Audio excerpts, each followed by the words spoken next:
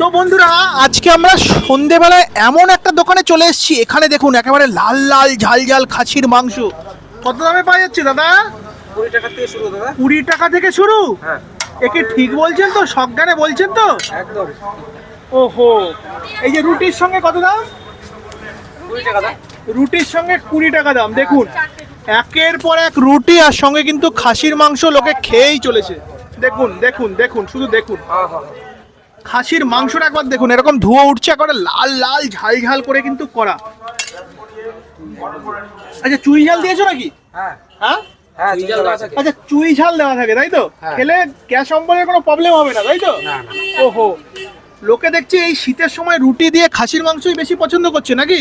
হ্যাঁ সাবাস, সেরকম কিন্তু রুটিও পার্সেল হচ্ছে। পার্সেল করে নিলে কত দাম পিস? 5 টাকা করে পিস। 5 টাকা করে পিস। একটু এটা তুলে একটু দেখাও না আমাদের, কোনটা? এই খাসির মাংসটা।